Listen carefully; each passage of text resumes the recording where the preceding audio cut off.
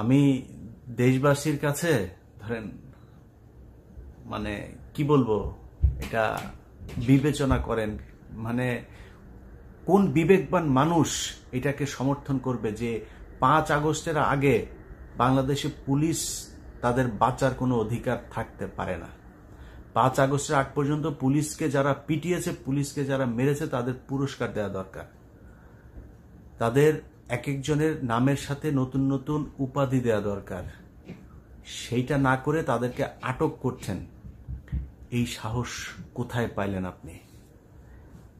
একটা বিপ্লবী সরকার যখন আসে, এই বিপ্লবী সরকার আসার পরে খুব তড়িৎ কিছু কাজ হয়।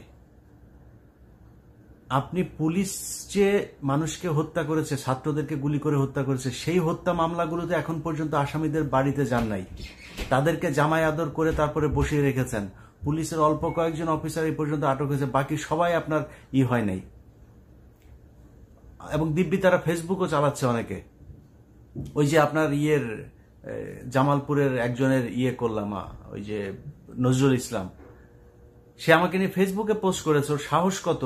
ও পোস্ট করেছে ওর সাথে নাকি আমার কি জমি জমা নিয়ে নাকি কি দ্বন্দ্ব আছে নাকি, এই জন্য নাকি ওর নাম নাকি আমি বলেছে।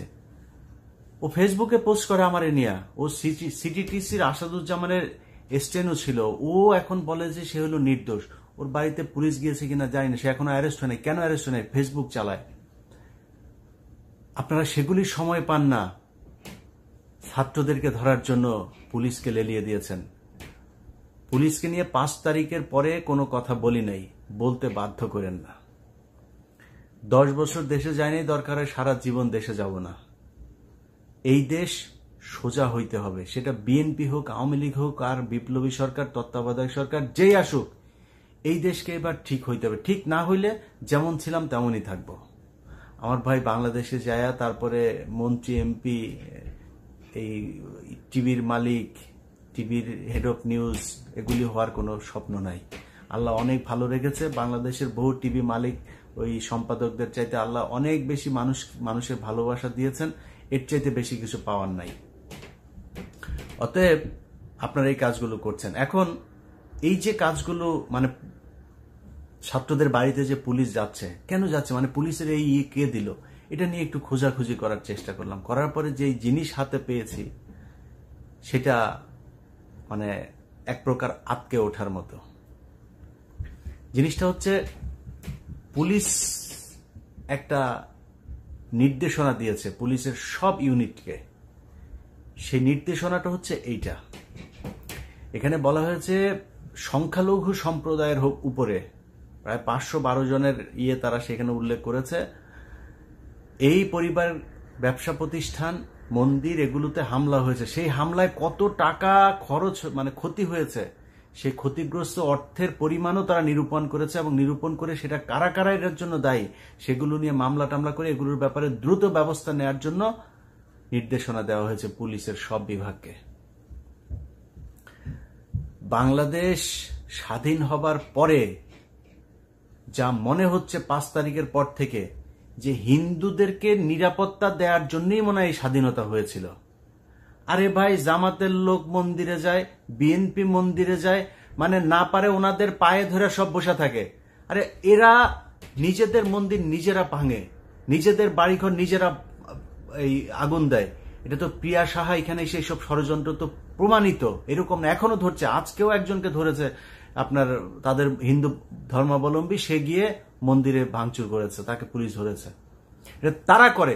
এত তুলুতলা করার কিছু নাই তো। বাংলাদেশের কেউ যদি নাকি মন্দির ভাঙে, বাংলাদেশে কেউ যদি হিন্দুদের, বা হিন্দু না, হিন্দু মুসলমান বলে কিছু, যার বাড়িতে কেউ ভাঙচুর করবে, হামলা করবে, সেটার বিচার হইতে হবে। কিন্তু আপনারা সবাই যায় তাদেরকে যেইভাবে তুলু করছেন, আন্তর্জাতিক সংস্থা এই বলবো ওই বলবো। আরে ভাই, ও আওয়ামী লীগ করতো, ওরে ধরতে হবে। একজনকে ধরতে গেলেও সে এখন সংখ্যালঘু হয়ে যাচ্ছে। সারা বছর মুসলমানদের পাশার মধ্যে কাটিয়ে দিলেন, আর এখন আপনি সংখ্যালঘু হয়ে গেলেন না? এদের বিরুদ্ধে মামলা হইতে হবে, এদেরকে আটক করতে হবে, এদেরকে গ্রেপ্তার করতে হবে। না করলে জনগণ যেমনে পারে তেমনে করে নিবে। আপনি তাদের জন্য যে পরিমাণে এখন সুরক্ষা দিচ্ছেন, সেই সুরক্ষার নামে আমরাই এখন মনে হয় যেন সংখ্যালঘু এই দেশে। বিএনপির অমুক নেতা কালকে একজন আপনার এক পুলিশের এক সাব ইন্সপেক্টরকে ফোন দিয়েছে সেই সাব ইন্সপেক্টর ওইটা ফোন রেকর্ড করেছে। ওই সাব ইন্সপেক্টরকে যেখানে পাবেন সেখানে ওই এলাকার লোক পেদাবেন। এই বদমাইশ রেকর্ড করে সেটা ছেড়েছে। আরে তুই মামলা নিছিস, তোর ওই লোক ভালো কথা বলছে, কথা হয়তো উত্তেজিত হয়ে বলছে, কথা তো ঠিক বলছে যে তুই এটা আওয়ামী লীগের না, রাজত্ব না, এটা এখন বাংলাদেশ স্বাধীন হয়েছে, তোরে সেইভাবে চলতে হবে। এইসব এই ভারতের যেগুলি আসিস না, তোদেরকে হিসাব করে চলতে হবে। প্রশাসনে যেই যে জায়গায় আসিস এদেরকে নিরাপত্তাহীন করে তুলতে হবে। আপনার যে এলাকায় যা আছে না, নেম প্লেটটা দেখলেই ধরে পেদাবেন। এখনো এদের চর্বি কমে নাই, যেই কারণে এরা এখনো এইসব রেকর্ড করে তারপর আবার সারা সাহস পায়। যে লোক কথা বলেছে সে কি বলেছে সেটা সত্য বলেছে কিনা সেটা হচ্ছে কথা। মন চাইলে এখন জামাত, বিএনপি, সাধারণ মানুষ এদের বিরুদ্ধে মামলা দিতে পারবে না। এটা বুঝতে হবে, এখন স্বাধীন বাংলাদেশ, আওয়ামী লীগের বাংলাদেশ না। এখন এগুলো কিন্তু তারা করছে। তো আমার কথা হইল যে ধরেন যেই মানুষগুলো এই এতদিন ধরে মানে কি বলবো যে বাংলাদেশকে অখণ্ড ভারতের অংশ, স্বাধীনতার পরেও 5 তারিখের পরেও দেখেছেন যে তারা তাদের সংখ্যালঘু নির্যাতন এই সেই, ওই যে নীলফামারীতে আপনারা দেখেছেন 400-500 মানুষ গিয়ে হাজির হয়ে গিয়েছে বর্ডারে। ওই পারে আপনার যেই মিডিয়াতে আপনারা দেখছেন যে রিপাবলিক সব বিভিন্ন মিডিয়াতে এই যে বাংলাদেশের বিরুদ্ধে প্রোপাগান্ডা।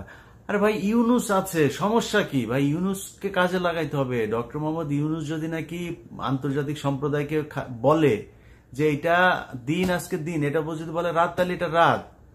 আমরা তো কাউকে, কোনো ধর্মের মানুষকে আমরা নির্যাতন করছি না।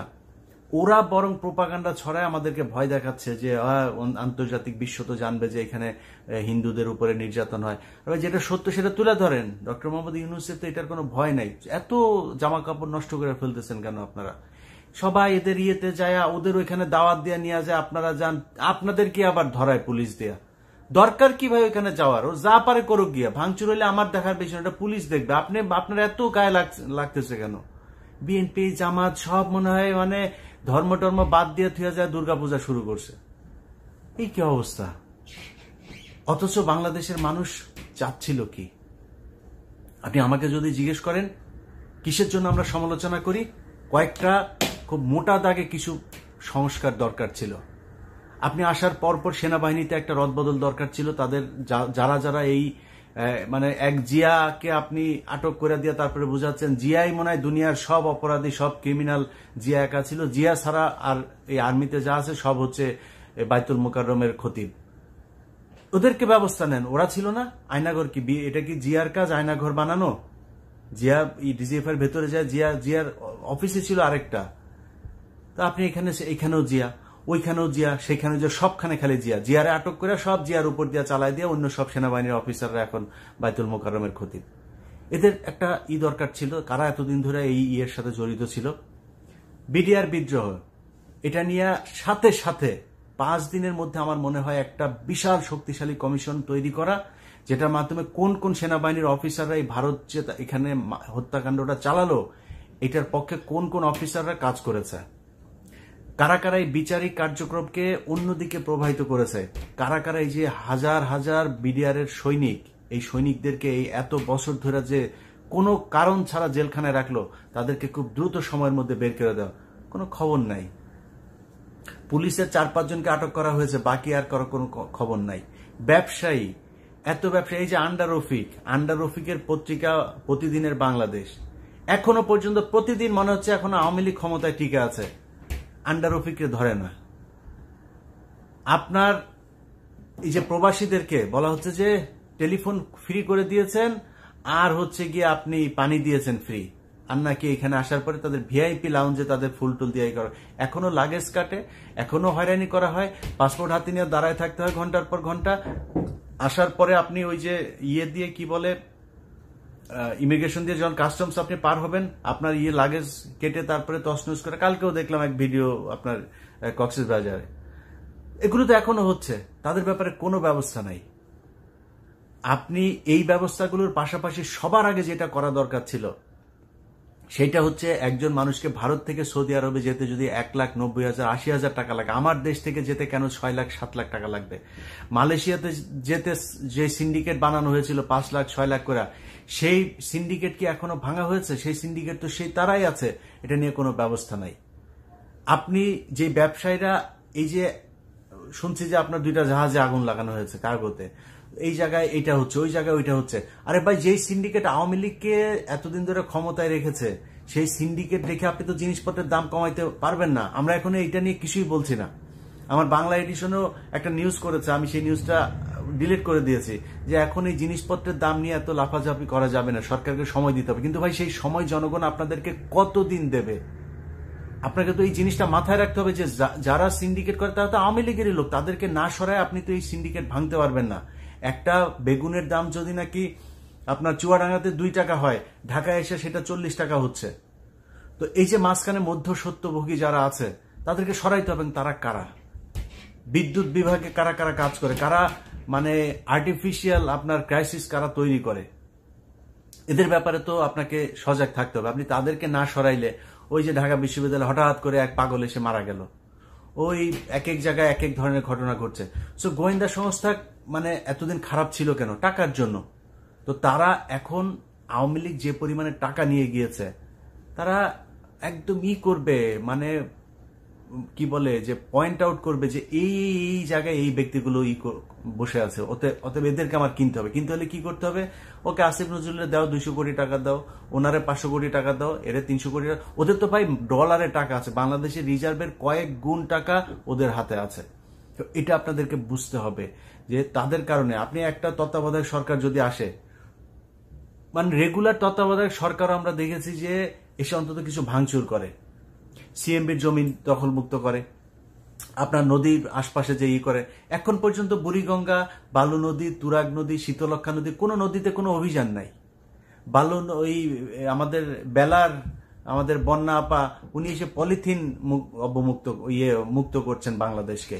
উনি এখন এই এতদিন ধরে ওনারা যে এনজিও টাকা পয়সা খায়, যে এই যে মানে এত পরিবেশ নিয়ে কথা বলে, এখন পরিবেশ নিয়ে ওনাদের আর কোনো কথা নাই। এখন ওই নদীগুলো দূষণ মুক্ত আর তারপরে দখল মুক্ত করার কোনো কথা নেই। এখন ওনারা পলিথিন মুক্ত করছেন বাংলাদেশকে। পলিথিন মুক্ত করার জন্য আপনাকে আনেন। পলিথিন মুক্ত তো 2003 সালে তারেক রহমানই করে গেছেন। তো এগুলি রাজনৈতিক দলগুলি করতে পারে। তো আপনি এই এই যে এত সময় যেটা চাচ্ছে, এই সময়টা আসলে স্বাভাবিক কোনো বিষয় না। কারণ আপনাকে মাথায় রাখতে হবে যে খুব তড়িঘড়ি করে কিছু কাজ আছে। এতদিন ধরে মনে করেন এই যে ওই হুদা কমিশন থেকে শুরু করে, তার আগে সেই শামসুল হুদা টুদা আরো যারা যারা ছিল, এই খায়রুল হক, এবিএম খায়রুল হক, যাদের কারণে এই ক্রাইসিস তৈরি হয়েছে, তাদেরকে ধাপ ধাপ করে ধরতে হবে। আপনি লোকজনকে পালানোর জন্য সুযোগ করে দিচ্ছেন। যাদেরকে ধরা হচ্ছে তারা এরই মধ্যে আপনি জামিন নিয়ে বের করে দিচ্ছেন। কিসের জন্য? এর জন্য তো বিপ্লবী সরকার ডাকে নাই কেউ। এখন এগুলো যখন দেখি না ভাই, খুব কষ্ট হয় যে বাংলাদেশ, আমি নিজের এত ক্রেডিট নিতে চাই না। অনেকেই বলেন আমাদের অনেক অবদান, ভাই আমার এত অবদান নাই। বাংলাদেশ দখল করেছে, স্বাধীন করেছে বাংলাদেশের মানুষ, তারা রক্ত দিয়েছে। এত আমার কৃতজ্ঞতা দেখাইতে হবে না কাউকে। আমি বাংলাদেশের এই কোন সরকারের কোনো সুযোগ সুবিধা, কোনো দলের সুযোগ সুবিধা, কোনো কিছু আমার দরকার নাই, জীবনে নিব না, এটা আল্লাহ বাঁচায় রাখলে দেখবেন। সো আমার কৃতজ্ঞতা বোধ দেখানোর দরকার নেই। বাংলাদেশ যেমনি হোক স্বাধীন হয়েছে, যাদের কারণে হয়েছে তাদের কারণে হইলেও এই স্বাধীনতা সমুন্নত রাখতে হবে। আর যদি না রাখা হয়, আমার অস্ত্র যেটা, আমি আপনাদের বলেই যাব, আমার যেটা জানানোর দরকার সেটা জানাবো। তো যেটা সব শেষ বলতে চাই সেটা হচ্ছে যে, যদি নাকি যেহেতু এতদিন ধরে এই দেশে আপনার মানে ব্যাপকভাবে রাষ্ট্রীয় একটা পুরো কাঠামোটাকেই তারা কি বলবো যে করে রেখেছিল, তাদের হাতে কন্ট্রোলে রেখেছিল। সো তারা তাদের যে ইনস্ট্রুমেন্ট সেগুলোকে ইউজ করে অনেকের ফোন রেকর্ড, অনেকে মেয়ে দিয়ে ফাঁসিয়েছে, টাকা দিয়ে ফাঁসিয়েছে, সেগুলো রেকর্ড থাকতে পারে। আপনাদের কাছে অনুরোধ থাকবে যে যে কোনো একজন উপদেষ্টার কিছু জিনিস আমাকে দিয়েছে, এবং আমি মনে করি যে এরকম জিনিস হয়তো সরাসরি আপনাদেরকেও দেবে, দিয়ে তারপরে বলবে যে আমাদের এই কাজ করতে হবে। সো যাদের যাদের এই আলুতে সমস্যা আছে, তারা আগে ভাগে এখান থেকে সরে যান। এবং যদি সরে নাও যান, আমার কথা হলো যে আপনার কোনো এক সময় কোনো নারীর সাথে সম্পর্ক ছিল, তার সাথে কি ফোনে কথা বলেছেন, ভিডিও কি করেছে, এগুলো মানুষ ক্ষমা করে দিবে। আপনি আল্লাহর কাছে ক্ষমা চান, আল্লাহ ক্ষমা করে দিবে, মানুষও ক্ষমা করে দিবে। আমরা এগুলো নিয়ে সমস্যা নেই। এগুলো আগে ভাগে যাতে এগুলো দেখানোর আগে যাতে মানুষ জানিয়ে ফেলে, মানুষের কাছে মাপ চান যে ভাই আমার এরকম কিছু জিনিস ছিল, অমুক সময়ের, এগুলো নিয়ে আপনারা কিছু মনে করেন না, আমি আল্লাহর কাছে মাপ চাই, আপনারা আমাকে মাফ করে দেন। আমরাও এগুলো প্রকাশ্যে আনবো না। কিন্তু আপনারা এগুলো প্রকাশ্যে আনবেন না, না এনে তারপরে যেভাবে বলবে ওইটা নিয়ে আপনাকে জিম্মি করে তারপরে আপনি কথা বলবেন, আমরা দেশের এই ক্ষতি তো হইতে দিব না।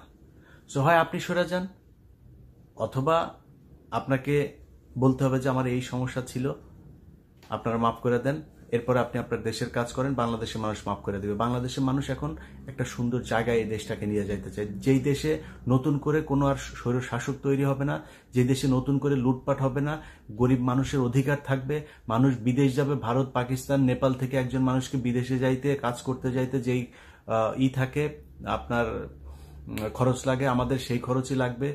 প্রবাসীরা দেশে গেলে তারা একটা সম্মান পাবে, তাদের পরিবার যাতে নিরাপত্তাহীনতায় না ভুগে সেটার জন্য যা প্রয়োজনে আলাদা আলাদা থানায় আলাদা আলাদা ডেস্ক তৈরি করা প্রবাসীদের পরিবারকে সুরক্ষা দেওয়ার জন্য, এই ধরনের কিছু আসলেই কিছু কাজ করতে হবে। এইভাবে আইসা পলিথিন আর এগুলো নিয়ে এইসব মুখরোচকর কথাবার্তা বলে লাভ নাই। আর আওয়ামী লীগের যে লোকজন, তাদের বুঝতে হবে আপনাদের, তাদের কিন্তু ব্যাপক আকারের এই মিডিয়া কন্ট্রোলের একটা সুযোগ আছে। সিআরআই থেকে শুরু করে এরা কি আপনার মনে হয় যে এরা এখনো বসে আছে, এরা কিছু করছে না? এরা এদের লোকজনকে দিয়ে, এরই মধ্যে কিন্তু আপনি দেখবেন আপনার এলাকায় সোশ্যাল মিডিয়াতে অল্প অল্প করে লেখা শুরু করেছে। ওরা তো সরাসরি শেখ হাসিনার পক্ষে লিখবে না, তাদের এই জিনিসপত্রের অনেক দাম, মানুষ মারা যাচ্ছে, এই সেই। 15 বছর কইছিলি রে, 2 মাস আসে নাই সরকার, আপনি এখন জিনিসপত্রের এটা করতে চান? আপনি এতদিন কইছিলেন ওর যারা লিখবে তারা যদি 15 বছর বলে থাকে, ওর বলার অধিকার আছে, এর বাইরে কেউ বলতে পারবে না। নতুন করে এখন বুদ্ধিজীবী গজাবে, আওয়ামী লীগের লোকজন সুশীল সাজা আপনার ফেসবুকে ওরেই যায় ধরবেন, এলাকায় এরকম যেগুলির পাবেন ওগুলির যায় ধরবেন। সো সরকারের কাছে আমাদের অনুরোধ, আমরা আপনাদেরই লোক, আমরা আপনাদের সফলতা কামনা করি। ডক্টর মোহাম্মদ ইউনূস সারা পৃথিবী জোড়া একজন সফল মানুষ, পৃথিবীর সবাই তাকে সম্মান করে, চেনে, আমরাও সারা জীবন রেসপেক্ট করতে চাই। সো তার সম্মানের দিকে তাকিয়ে হলেও এই দেশে এই যে নিকট অতীতে যে মানুষ মারা গেল তাদের রক্তের ঋণ শোধ করার জন্য হলেও ডক্টর মোহাম্মদ ইউনূসের সাথে যারা উপদেষ্টা মণ্ডলীতে কাজ করছেন, আশা করি সবাই দেশটাকে এগিয়ে নিয়ে যাওয়ার জন্য কাজ করবেন। আল্লাহ হাফেজ।